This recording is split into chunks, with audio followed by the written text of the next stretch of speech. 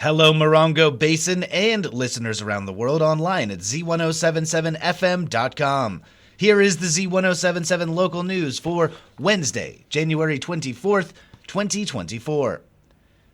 If you've been hearing loud noises throughout the Morongo Basin, you're not alone. The Marine Corps Air Ground Combat Center at 29 Palms has issued a sound advisory this week that will remain in effect until March 1st. The Marines and Joint Forces are participating in service-level training exercise 2-24 at the Combat Center. This training exercise includes live fire mortar and the deployment of other weapons and ordnances. The 29 Palms City Council hosted a swift meeting last night that resulted in a new appointment to the Public Arts Advisory Committee, a discussion on a housing program, and a road and pedestrian safety report, along with the official birth of the Youth Council. Reporter Heather Clisby was there. At last night's meeting, the 29 Palms City Council heard from Interim City Manager Larry Bowden, who presented on roads and pedestrian safety. Bowden reported that installed safety signs and flashing lights will soon help improve safety where local students walk to and from campus. There is a plan for a 4-way stop sign at Amboy Road and Utah Trail. An item was removed from the consent calendar for a brief discussion, namely the establishment of the Youth Council. Parks and Recreation Division Manager Carrie Minitree will act as the staff advisor to the new council, and the resolution was passed. Next, the Tourism Business Improvement District Subcommittee recommended the appointment of Ashton Ramsey to the T-Bid Advisory Board. Ramsey, the owner of Ramsey 29, a local motel on the city's eastern edge, thanked the council. And everyone's kind of coming together and working together, and I think that's the exciting thing about this town. I've never been a part of any town or any place or seen anything like this where you have so many people that are cheering each other on. There's no competitive nature in this town. I think as long as we have that, this town's going to be amazing, and we're going to showcase what we have to the world, and I think it's really exciting. The council then discussed how to move forward on the self-help housing project, which requires designated 10 connecting city-owned lots for the program. Finally, the council approved the allocation of community development block grant funds for the Parks and Recreation Department's parking lot, which is not up to ADA standards and is in poor shape. Residents who have any concerns or questions and would like to chat with Mayor Bill Durain should consider meeting him at Fans Sports Bar and Grill, 4966 Adobe Road, this Friday, January 26th from 5 to 7 p.m. Reporting for Z107.7, I'm Heather Clisby. In a fairly low-key Yucca Valley Planning Commission meeting, two projects got two very different responses from the commission. Robert Hayden picks it up from here. The former Travelodge at the west end entrance of Yucca Valley has been renamed Field Station Joshua Tree and was one of two exterior changes seeking approval at last night's Planning Commission in Yucca Valley. Also on the agenda was an exterior color change and improvements for La Casa del Tequila. Both could be characterized as routine change requests for developing businesses. However, Field Station Joshua Tree's application only included one exterior perspective view of the revamped property, while La Casa del Tequila's application appeared much more complete with multiple exterior views of the planned changes. Commissioners pointed out that Field Station Joshua Tree's application was lacking these additional views, which the general contractor for the project said via Zoom was done to expedite the application process for the, quote, busy tourist season.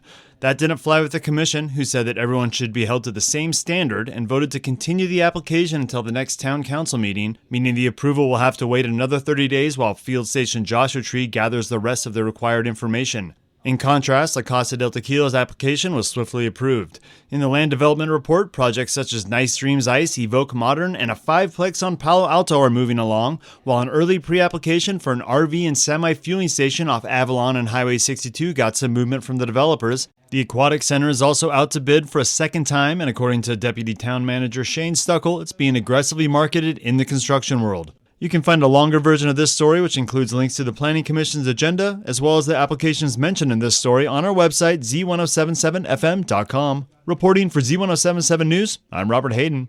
Yucca Valley's High Desert Water District holds its regular board meeting at 4 p.m. today. Here's reporter Mike Lipsitz with your Wednesday Water Report. At the High Desert Water District, directors are expected to provide input on the strategic plan process. Also tonight, the board will consider accepting two bids, one for the purchase of booster pumps, motors, and other equipment for $145,000, the other for cleaning services at $4,300 monthly. Tonight's meeting takes place at the district office on the highway at Incan Trail. See the story at Z107.7fm.com for a complete agenda and instructions for attending via Zoom or telephone. Reporting for Z107.7 News, this is Mike Lipsitz. The Basin Transit Board of Directors meets in regular session tomorrow afternoon. On the agenda for tomorrow's meeting is the selection of board positions, revisions to the employee handbook, and a consideration of subcommittee assignments. The meeting is open to the public and begins at 5 p.m. at the Basin Transit Operations Center, located at 62405 Verbena Road in Joshua Tree. The latest issue of High Fructose magazine includes a feature on Morongo Basin-based artist Bunny Rice.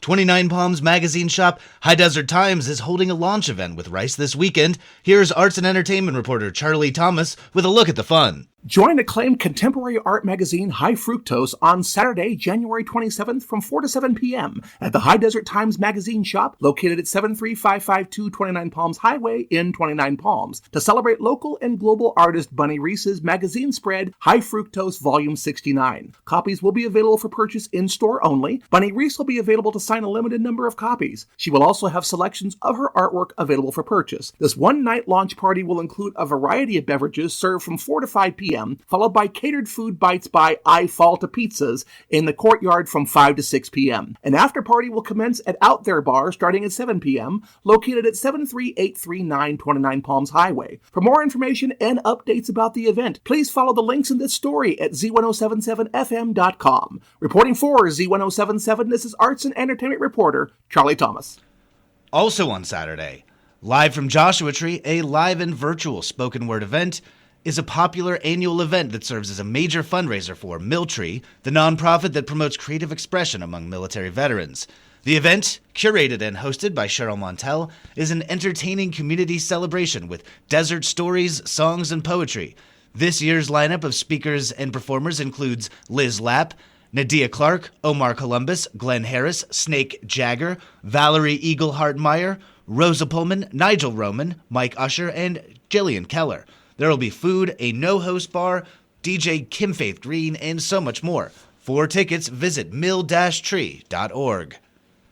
And finally, in the midst of a rainy week, the 29 Palms United Methodist Church continues to provide coats to High Desert residents in need.